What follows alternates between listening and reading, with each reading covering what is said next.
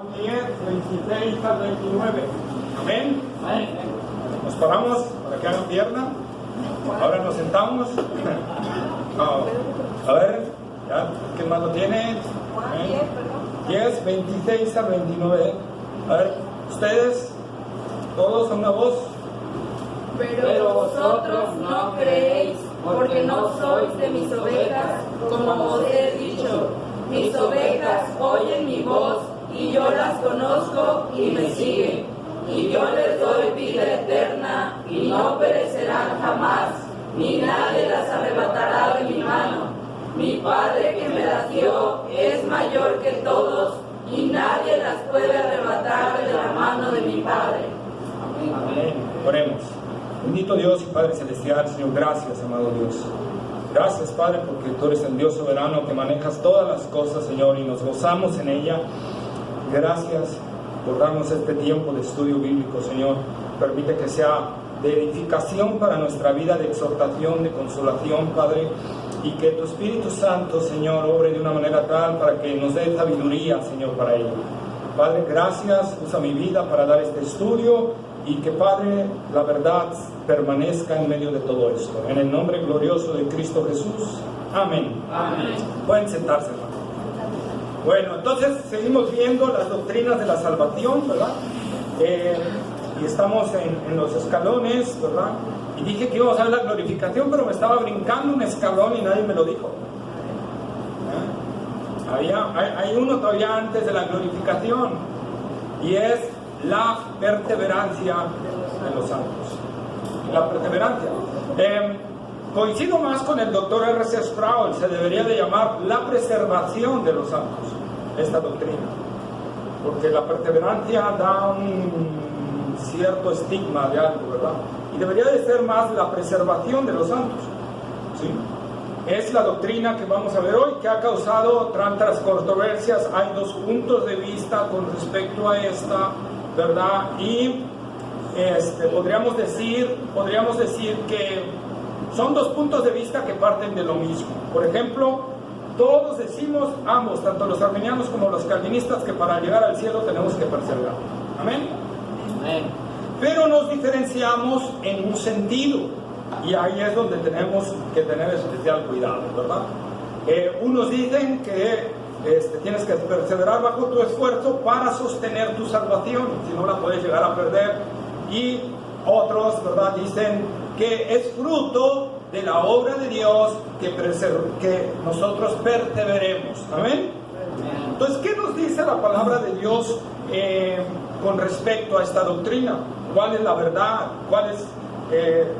¿Quién tiene la razón, el arminiano o el calvinista? Porque son los dos sectores fuertes en los que se dividió el cristianismo en su respectivo momento, ¿verdad? Bueno, la palabra de Dios leímos cuando leímos Juan 10:22, ¿verdad? Y el que persevere hasta el fin, este será salvo.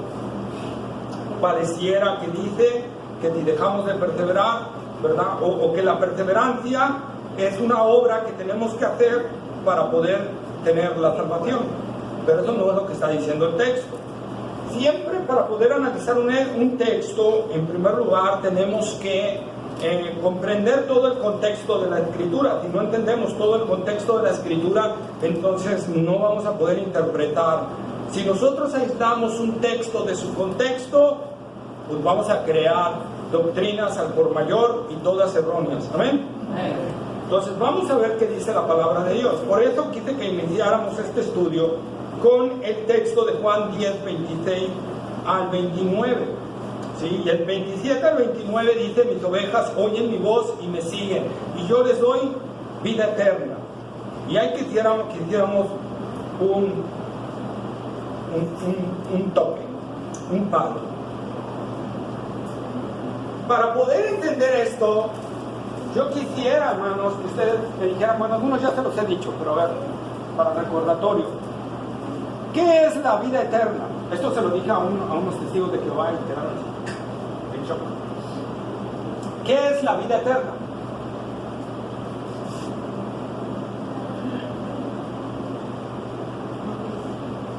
Dios no dijo que ¿Ande? Dios no dijo. ¿Qué es la vida eterna?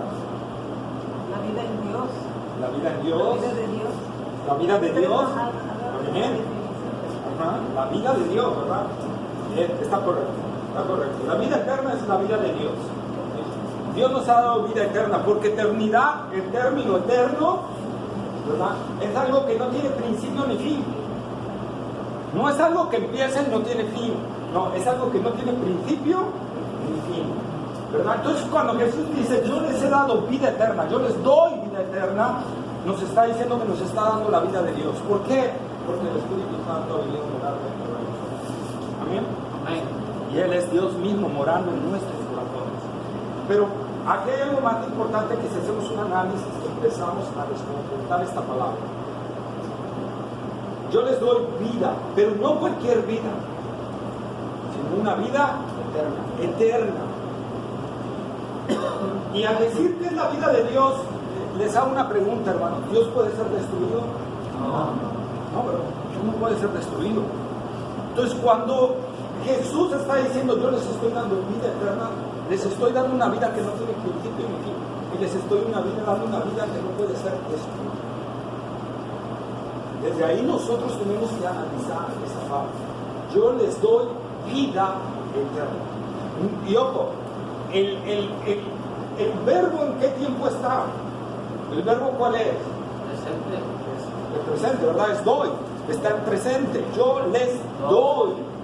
No nos va a dar. Si dijera que nos va a dar, entonces sí tendríamos un problemita por ahí.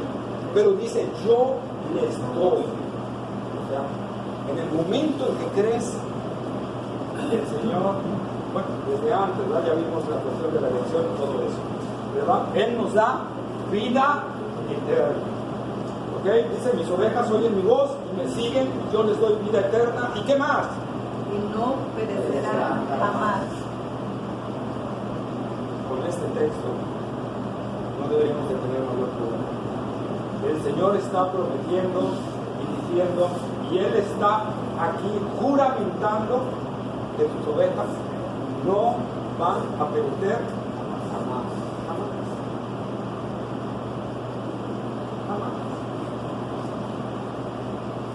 No hay forma en que un escogido de Dios, salvado por la gracia de Dios, pueda perecer. Si yo digo eso, entonces tengo que decir que Jesús es el mentiroso más grande que hay en el mundo, porque Él me dijo que no voy a perecer jamás. Y si sí puedo perecer, entonces Él me ha mentido. Y si Jesús miente, no es Dios. ¿Verdad? Entonces tengo que tomar una decisión. O Jesús es Dios y me está garantizando la vida eterna, o Jesús fue un charlatán en la historia y solo me está tomando el pelo. Entonces nosotros vemos que Jesús lo está poniendo ahí. Yo les doy vida eterna, les doy la vida de Dios, les doy una vida indestructible. 2, no van a perecer jamás. Y todavía nos da una tercera seguridad. ¿Cuál es esa tercera seguridad? Ni nadie las arrebatará de mi mano. Nadie las arrebatará. Esa es la cuarta. Nadie las arrebatará de mi mano. Mis ovejas son mías y nadie las puede arrebatar de mi mano. Te hago una pregunta, hermano. Satanás, con todos sus ángeles, todos, los millones de millones que hay, ¿pueden derrotar a Jesucristo? No. Pues ¿cuándo va a poder Satanás quitarle a uno de la mano? Nunca. Por eso nos está diciendo eso. Pero ahora, como lo que nos están oyendo son los judíos, y los judíos todavía tienen dudas acerca de Jesús, aún los discípulos, Jesús entonces tendría una cuarta seguridad, que es a Él, y nadie las puede arrebatar. ¿De dónde? De la mano. De la mano. Si todavía tienes alguna dudita por ahí, nadie las puede arrebatar de la mano.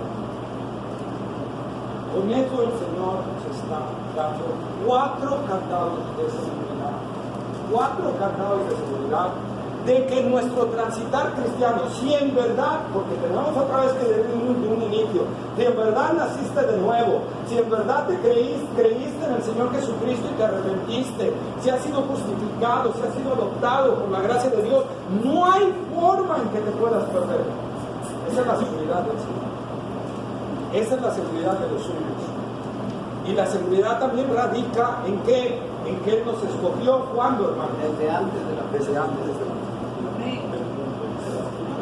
Entonces, esa es una base, hermanos, que nosotros tenemos que analizar para encontrar que la seguridad de la salvación está en el Señor. Entonces, ¿qué quiso decir el Señor Jesús cuando dijo, pero el que persevera hasta el fin, ese será salvo? ¿Ustedes qué creen que quiso decir ahí el Señor? Que el que verdaderamente salvo va a permanecer.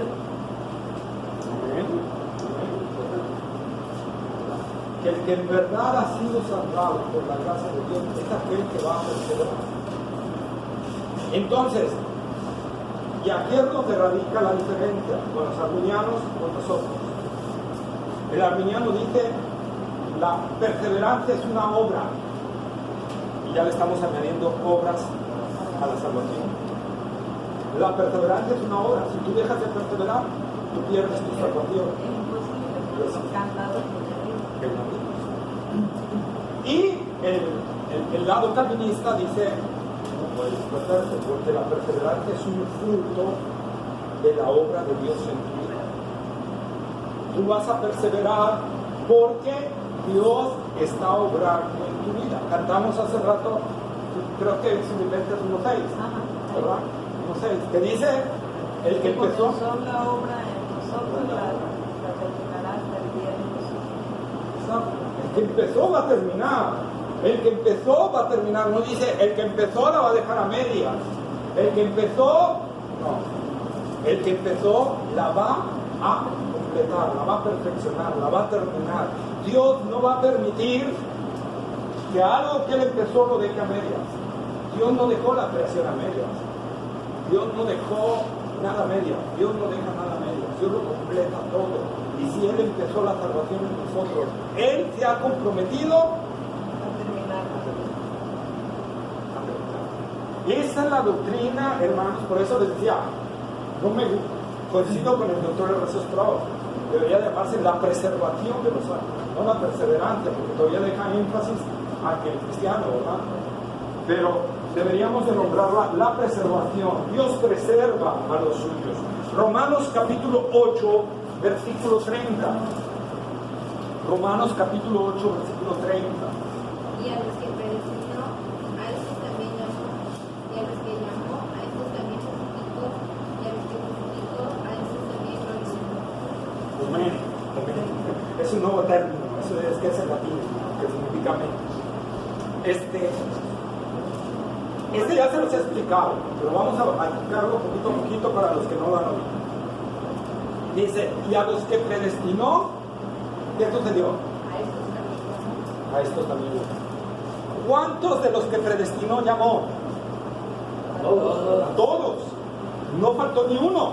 De los que Él escogió, ¿verdad? Y predestinó, a todos los llamó. A todos, ¿ok? Ahora, dice, y a los que llamó, También justificó. ¿cuántos de los que llamó justificó? También a todos. A todos, ¿verdad? A todos. O sea, es decir, no faltó ni uno de los que llamó a la justificación. Todos llegaron a la justificación. Entonces, todos los que predestinó, los llamó, sin faltar ninguno. Y todos los que llamó, los justificó, sin faltar ninguno. Y luego, los glorificó. ¿Qué es la glorificación? Bueno, que es lo que vamos a ver en el cielo. Nuestro estado en el cielo, ¿verdad? Nuestro estado con el Señor Jesucristo. Dice, y a los que justificó, a estos también glorificó. ¿Cuántos de los que justificó, según lo que dice ahí, glorificó? A todos. Entonces, este texto es el llamado el eslabón inconfundible de la salvación, porque a todos los que predestinó, los glorificó. Y eso no se perdió ninguno. No se perdió ninguno. Y eso es lo que dice Filipenses 1:6. El que empezó, lo va a terminar. Él es el que hace la obra, no nosotros. Primera de Pedro, capítulo 1, versículo 5. Primera de Pedro 1:5. Que sois guardados por el poder de Dios mediante la fe para alcanzar la salvación que está preparada para ser manifestada en el tiempo postrero. Amén. Fíjense lo que dice el apóstol Pedro y presten atención. Que sois guardados por vuestra perseverancia, por vuestros esfuerzos para alcanzar la salvación. No. ¿Qué es lo que nos guarda? El poder de Dios. Somos guardados por el poder de Dios. ¿Cómo es el poder de Dios? ¿Limitado? No. ¿Cómo es? Sin límites. Es omnipotente, es el todopoderoso. Entonces, ese todopoder que tiene Dios es el mismo poder, es el que está actuando en la preservación de los hombres. Entonces, ¿qué poder puede hacer que el poder de Dios se nulifique? ¿El pecado? El pecado no nulifica el poder de Dios. Ya lo venció Cristo. Y además ya lo venció Cristo, exactamente, amén, la cruz del Calvario, ¿verdad? Entonces, pero el pecado no puede detener el poder. Somos preservados por el poder de Dios, dice el apóstol, ¿verdad? Y es lo que nosotros tenemos que ver. Juan capítulo 6, versículo 37 al 40.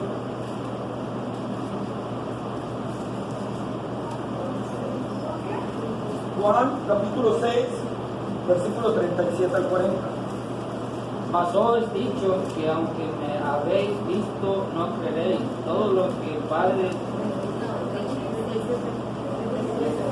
37 al 40.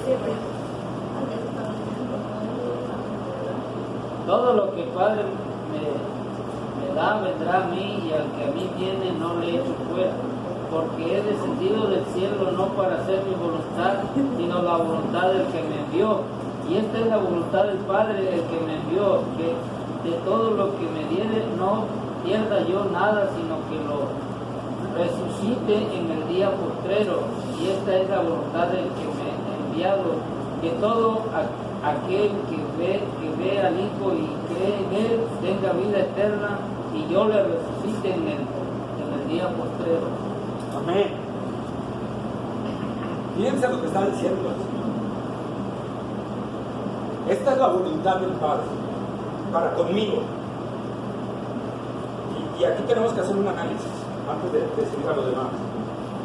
Jesús vino a hacer la voluntad del Padre. Amén. ¿Jesús falló en algo en hacer la voluntad del Padre? No. Entonces Jesús dice, y esta es la voluntad del Padre, que de todos los que me dio, yo salve a algunos. ¿No dice eso? ¿Cómo dice? Que de todo lo que me diere, no pierda yo nada. No pierda nada. No pierda nada. Esa es la voluntad de Dios para con Jesús. Si un cristiano verdadero, auténtico, se puede perder, Jesús ha dejado de hacer la voluntad del Padre. Y por lo tanto Jesús entra en pecado. Y por lo tanto se acaba todo.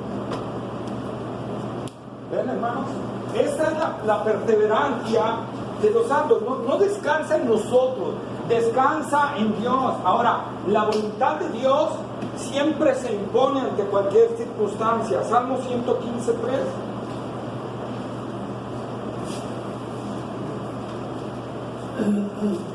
Dice, nuestro Dios está en los cielos. Todo lo que quiso ha hecho. Todo lo que quiso ha hecho. No hay nada que Dios no quiera, que Dios no haga. ¿Ven? Daniel 4:35.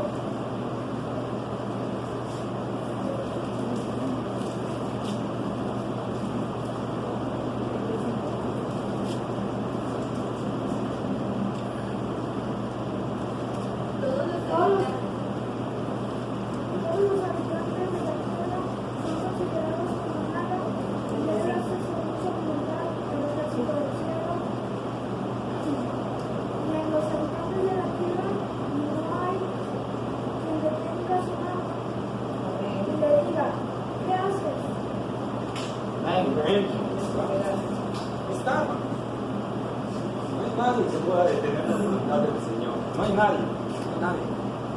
Ni tú mismo puedes ir contra la voluntad del Señor. Amén. Amén.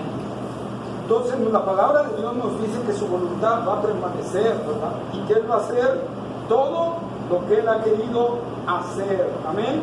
Amén. Entonces, hermanos, nosotros tenemos que ver eso. Ahora, Romanos 8:1.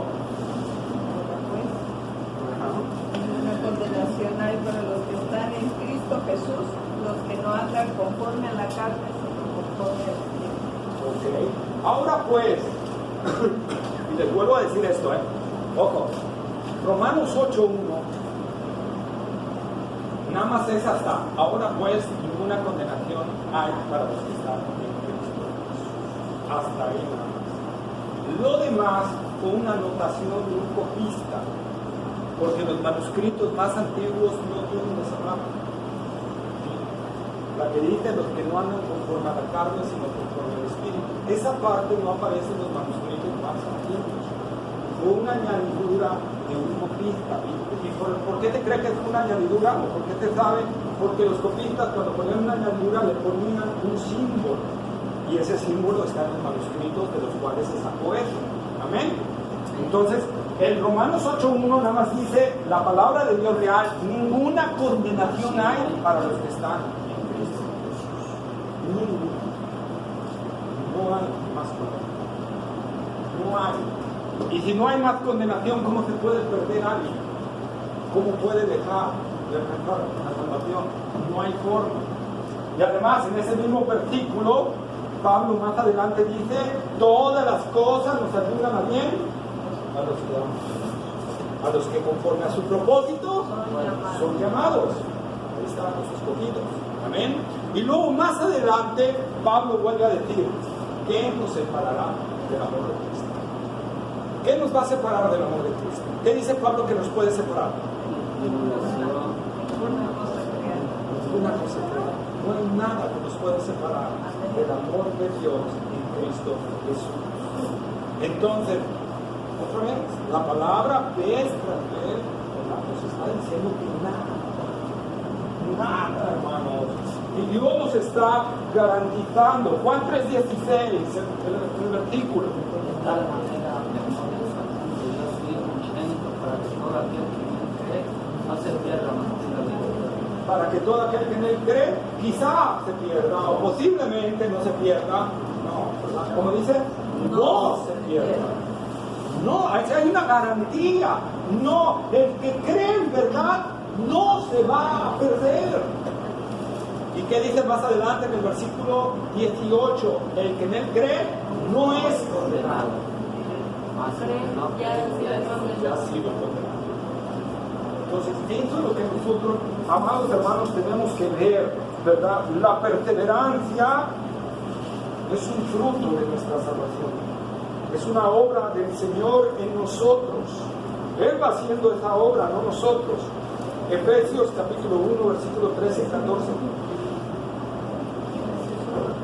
Efesios capítulo 1, versículo 13 y 14. En él también vosotros, habiendo oído la palabra de verdad, el evangelio de vuestra salvación, y habiendo creído en él, fuisteis sellados con el Espíritu Santo de la promesa, que es las arras de nuestra herencia hasta la redención de la posesión adquirida para alabanza de su gloria. Amén. Segunda de Corintios, no lo veamos, pero Segunda de Corintios capítulo 1, versículo 22. Efesios 4:30 y 2 de Corintios 5:5 dicen lo mismo acerca del Espíritu Santo. ¿Qué es las arras? ¿Verdad? ¿Qué es el sello? ¿Qué significa? ¿Por qué Pablo está diciendo del sello? Bueno, Pablo está trayendo precisamente los términos de lo que sucedía en Asia, ¿verdad? Cuando un hombre iba a un lugar a comprar algo, ¿verdad? Y veía algo y le gustaba y decía, yo quiero esto, ¿verdad? Y para cerrar el trato contigo había un anillo, entonces con cera, ¿verdad? Implantaban el anillo de la persona sobre eso, señalando que ya era de su propiedad. Y ahora, las arras, ¿qué significan las arras? Bueno, en el matrimonio se sabe, ¿verdad? ¿Qué es las arras? ¿Verdad? Es una garantía, ¿sí? El que está adquiriendo algo, ¿verdad? Está diciendo, te estoy dando en anticipo para garantizar que me lo voy a llevar todo. ¿Sí? Te doy un anticipo fuerte para que te garantice de que me voy a llevar esto realmente. Dios no nos dio cualquier anticipo. Sí, pero en el contexto de ahorita, pero está bien, o sea, nos dio a su Hijo. Pero en el contexto de Efesios, ¿cuál es el anticipo? El Espíritu Santo. No es cualquier anticipo. Es el Espíritu de Dios en nosotros. Estamos sellados y esas son las arras. La garantía de que Dios va a terminar lo que empezó. ¿Verdad? Eso es lo que te está refiriendo Pablo con esto. Entonces, amados hermanos, nosotros estamos viendo entonces que Dios te ha comprometido a terminar el trabajo de nosotros. ¿Sí? Amén. Entonces ya vemos entonces que la postura que dice que la salvación, que la perseverancia es una obra, es errónea. La perseverancia es un fruto. Amén. Amén. Pero ahora, ¿qué quiere decir con esto? Y vuelvo a lo mismo que prediqué hace rato. Quiere decir que el cristiano se debe sentar, decir no tengo que hacer nada, no voy a hacer nada porque el que empezó una buena obra en mí la va a acabar hasta el final. Por lo tanto no voy a orar, no voy a leer la Biblia, no voy a hacer nada. No, ¿verdad? No. Hay una responsabilidad en nosotros. Filipenses capítulo 2, versículos 12 y 13. Filipenses capítulo 2, versículos 12 y 13. Por tanto, amados míos, como siempre habéis obedecido, no como en mi presencia solamente, sino como más ahora en mi ausencia, ocupaos en vuestra salvación con temor y temblor, porque Dios es el que en vosotros produce así el querer como el hacer por su buena voluntad. Amén. Bien, ahí están las dos cosas unidas, en estos dos versículos, las dos cosas unidas. En primer lugar, un cristiano obedece, dice, como siempre habéis obedecido, no solo en mi presencia, sino mucho más ahora en mi ausencia. Luego viene la parte del cristiano. Ocúpate. Ocúpate. Pero fíjense que dice, no dice ocúpate por tu salvación, no. Dice ocúpate en tu salvación. No es lo mismo ocúpate por tu salvación que ocúpate en tu salvación. Si hubiera puesto el Espíritu Santo por, entonces me tendría que preocupar por eso. Pero lo que está diciendo es, eres santo, por lo tanto ocúpate. ¿Por qué me tengo que ocupar? Para, como dice el apóstol Pablo, tener la plena certeza de que soy cristiano.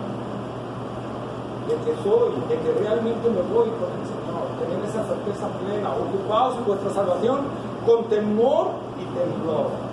En un cristiano verdadero, el Espíritu Santo produce ese temor y ese temblor.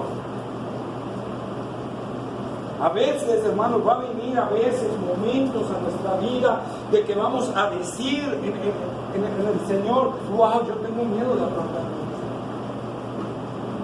Tan solo de pensarlo se me enchina la vida. Ese es el Espíritu Santo. Temor y temblor. Ocúpate con temor y temblor. Un temor reverente. Un temblor de que si te has echado fuera o algo así. Y ahí es ahí donde entendemos que es mal entendido por los que quieren a fuerza decir que la salvación de Dios. Cuando las amonestaciones de Hebreos, aparte de que van dirigidos a diferentes sectores dentro de la iglesia, porque en la iglesia vamos a encontrar diferentes grupos, los verdaderos cristianos, Los falsos. los cristianos nominales y los que no, o los falsos, ¿verdad? Los que nada más vienen y asisten y show, y los que vienen nada más para oír y ver qué sucede. Y 3 tipos de cristianos. A esos 3 tipos son los que están dirigidos a la epístola de los Hebreos. ¿Sí? Entonces, las amonestaciones fuertes acerca de la apostasía va dirigida más a los dos, al nominal y al que nada más viene a escuchar. ¿Sí? Pero también sirve como una amonestación al cristiano que le produce ese temor, ¿verdad? Y decir, no, yo no quiero nada que ver con la apostasía. Esa es la obra del Espíritu Santo dentro de nosotros. Ay, no, yo no quiero ser de esos. Yo no quiero ser de esos. Porque yo no quiero esa horrenda expectación de muerte, ¿verdad? Y produce ese temor reverente cuando nosotros leemos esa palabra. Es el Espíritu Santo. Entonces, amados hermanos, hay una garantía en la salvación, pero a la vez hay una obra del Espíritu Santo que a veces produce en nosotros ese temor, ¿verdad? Para alejarnos de las cosas que no son agradables delante del Señor. ¿Amén? Amén. Y eso es lo que nosotros tenemos que entender. El temor de Dios de delante de nuestros hijos. Como cuando un cristiano ve un fajo de billetes y dice: ay, nadie me ve, lo agarro, no pasa nada. No, pero el temor de Dios, el temor de Dios dice: no, no agarro lo que no estoy. No sé, yo no. Al rato me lo vas a cobrar y ya les dije que el Señor cobra al doble, ¿verdad?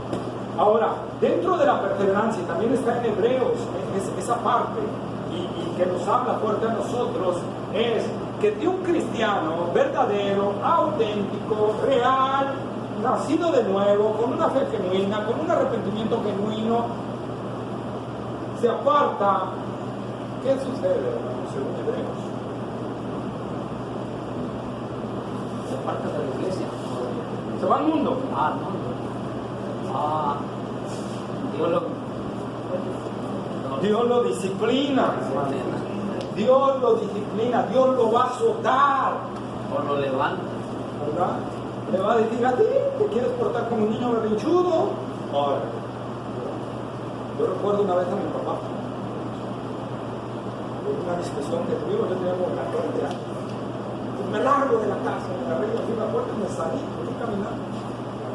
No había ni caminado una cuadra cuando de repente sentí una mano que me volteó y el cayuyo en la mano de mi papá. Y dije: ya, y me regresó a cayullazo, ¿verdad? Como 20 cayullazos me metieron en las nalgas. Desde entonces no se me olvidó. Nunca más le volví a decir a mi papá que me dio de la cara, ¿verdad? Me quedó bien recordado que no tenía que volver a hacer eso. Entonces, amados hermanos, así sucede con Dios. Por eso dice la palabra: Dios azota a todo aquel que viene. ¿Te quieres ir por aquel camino? Ándale, te voy a dejar que llegues hasta allí. Pero una vez que llegues hasta ahí, te voy a regresar. Y te voy a regresar a cayullazo, ¿verdad? Eso es lo que está diciendo la palabra de Dios. Eso es lo que está diciendo, ¿verdad? Nosotros tenemos que verlo. Un cristiano verdadero, auténtico, puede caer en pecados graves. Sí, ahí está el caso de Pedro. Pedro negó al Señor. Eso es casi una apostasía. Y no solo negó, ¿qué más hizo? Habló feo, ¿no? Maldición. Maldijo. Maldijo. No solo negó, maldijo. Y Pedro perdió su salvación. Vemos que el Señor lo va a buscar donde está. Entonces, hermanos, un cristiano va a caer en cualquier bueno, eso no significa. Ahora, un cristiano auténtico, verdadero, puede caer ya vimos a Pedro, vamos a ver otro caso. ¿Se acuerdan en Corinto el pecado grave, gravísimo que había en la iglesia de Corinto? ¿Cuál era?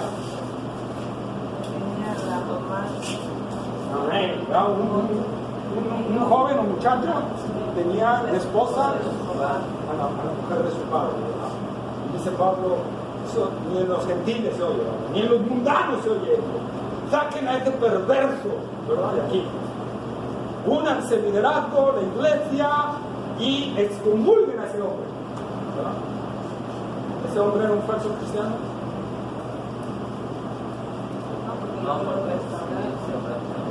No, porque fue excomulgado de la iglesia a causa de su terrible pecado y de que no quiso arrepentirse y no quiso soltar a la mujer y no quiso, ¿verdad? Y fue excomulgado de la iglesia. Pero más adelante, en la segunda epístola, Pablo dice: a ver, ya se arrepintió, ya hay fruto de arrepentimiento, ya dejó, bueno, no lo dice, pero si hubo fruto de arrepentimiento, ya dejó a la mujer de su padre, ya está contrito, tienen que recibirlo, hermanos, porque hay más, hermanos.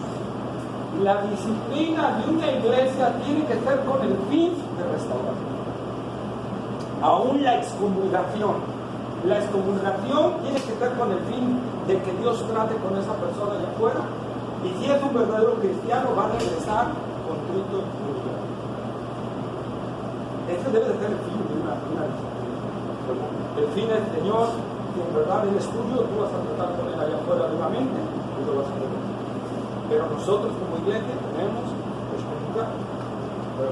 Pero lo que le digo, caso fuerte, gravísimo, hermano. Dios, la iglesia lo excomulgó porque no quiso arrepentirse. ¿Y qué sucede al cabo de un tiempo? Dios trata duramente con él, ¿verdad? Y regresa. Amén. Amén. También cuando Pablo dice, ¿verdad? Unos que andaban ahí blasfemando y diciendo cosas, Pablo dice, al cual entregué a Satanás para que aprendan a no blasfemar, a fin de que su cuerpo sea destruido y se vaya al infierno. Que dice, pero su espíritu sea salvo. ¿Querías casos difíciles de saber si puedes perder la salvación? No. Ahí están dos casos extremos. Pablo negando a Cristo, Pedro, negando a Cristo, maldiciendo, ¿verdad? Ahí tienes a otro que tuvo a la mujer de su padre y no se quiso arrepentir, tuvo que ser excomulgado, empeñado en su pecado, ¿verdad? Ahí tienes a otro que andaba blasfemando y fue entregado a Satanás, ¿verdad? Pero hoy tienes tres casos de salvación. Ahí tienes tres casos de restauración del Señor.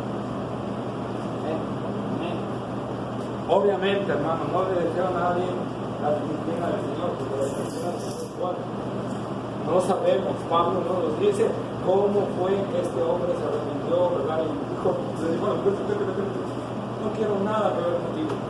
Pero no sabemos, la Biblia no nos dice. Pero sí sabemos que la disciplina del Señor es buena. Entonces, un verdadero hijo de Dios que ha sido transformado por la gracia de Dios. Repetimos Filipenses 1:6, el que empezó la perfeccionará hasta el día de Jesús. Y si Él tiene que quitarte el cinturón o agarrar el cabello y azotarte duramente, lo va a hacer porque te ama. Y es ahí donde se basa la perseverancia del cristiano, en que Dios nos ama y el amor de Dios no es variable, el amor de Dios nunca deja de ser, dice Pablo en 1 Corintios, nunca se acaba. El día que te acabe el amor de Dios, ese día se acaba todo el Dios. Nunca se va a acabar el amor de Dios. Amén. Amén. Y último punto, hermanos, no podemos dejar de perseverar porque, como les enseñé en la doctrina de nuestra unión con Cristo, estamos unidos a Cristo Jesús. Amén. Y si estoy unido a Cristo Jesús, solo podría ser quitado de él si le amputan a Jesús esa parte. Y entonces Jesús quedaría imperfecto, y entonces ya no sería el perfecto y dejaría de ser perfecto, lo cual nunca va a suceder. Amén. Él es el perfecto. Amén. Amén. Entonces, amados hermanos, nosotros podemos ver que la Biblia nos garantiza nuestra, ¿verdad?, salvación. En Hebreos,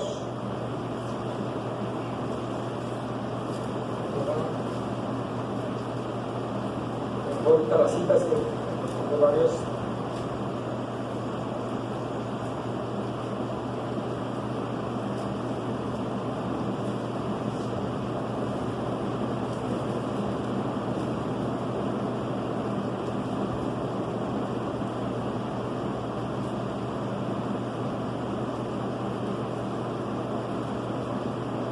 A ver, Hebreos 3:14 o 60, porque se me movió esto y ya no me encuentro. Porque somos hechos participantes de Cristo, con tal que retengamos firme hasta el fin de nuestra confianza de Dios. Ok, esa es una cita que venían los que utilizan para... Pero Hebreos, no está aquí, pero dice, ¿verdad?, que Él vive para siempre, para interceder por nosotros, para darnos perpetua salvación. ¿Qué es perpetuo? Eterno. No, perpetuo no es eterno. No, para siempre. Para siempre, amén. Que no tiene fin, ¿verdad? Sí, que no tiene fin. Entonces, si Dios nos va a dar perpetua salvación, ¿qué quiere decir? Que no tiene fin. ¿En qué se basa la seguridad de mi salvación? En el que está intercediendo. ¿Se acuerdan? Antes de que Pedro negara a Cristo, Cristo le habló y le dijo, ¿qué le dijo? Pedro, Satanás te ha pedido para zarandearte. ¿Pero qué? Yo he rogado al Padre que tu fe no falle. Intercesión de Jesús. ¿Y qué sucede con la intercesión de Jesús? Sigamos leyendo. Y una vez vuelto, confirma lo mismo. Fíjense que no dice, y si vuelves. No, dice, y una vez vuelto. Hay seguridad. ¿Por qué hay seguridad? Por el que está intercediendo. En Cristo Jesús. Él es el que está intercediendo. Él es el que está ante la presencia de Dios día y noche, porque ahora no se cansa, ahora no duerme, ¿verdad? Día y noche intercediendo por cada uno de los suyos ante el Padre Celestial, ¿verdad? Por lo tanto, ¿cuándo se va a acabar nuestra fe? Nunca, porque está sostenida en la intercesión de Jesucristo. ¿Amén? Amén. Entonces, ¿qué quiere decir Hebreos 3:14? A ver, me lo leen otra vez.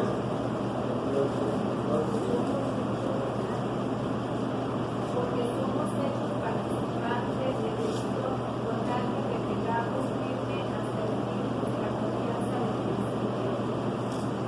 Que retengamos firme hasta el fin la confianza del principio. Y eso es lo que les decía. No hay pérdida de salvación, pero sí puede haber temores de no ser del Señor.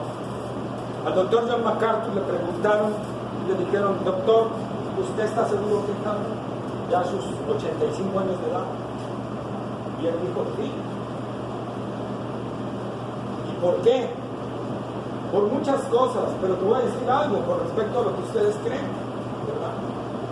Porque el antecedente es que estuvo en Rusia, recién se acabó lo del comunismo, lo enviaron a través de Rusia para que les predicara a varios pastores que estaban ahí, que tenían este estigma de que la salvación se podía perder. Entonces me invitaron y él les habló de esto. Y entonces él les dijo, ¿por qué? Por la sencilla razón, hermanos, de que todas las pruebas que he pasado, el Señor me sostuvo. A mis 80 y tantos años de edad, el Señor me sostuvo. Me ha guardado, me ha librado, me ha sostenido. Por eso mi fe está más firme que nunca, además de todas las promesas que hay de nuestra seguridad, ¿verdad? La perseverancia es la que va mostrando si hay una fe auténtica, si hay una fe verdadera. Entonces alguien me dirá, pastor, entonces esos hermanos que llevaban algún años con nosotros, ese pastor que predicaba, que ahorita se fue con los homosexuales, que hasta escribía libros de cristianos y todo ese detalle, y ahorita ya se volvió gay, anda a favor del movimiento gay y todo ese detalle, ¿perdieron su salvación? No. Lo más seguro, ¿por qué? Porque todavía falta ver si regresa arrepentido. Sí.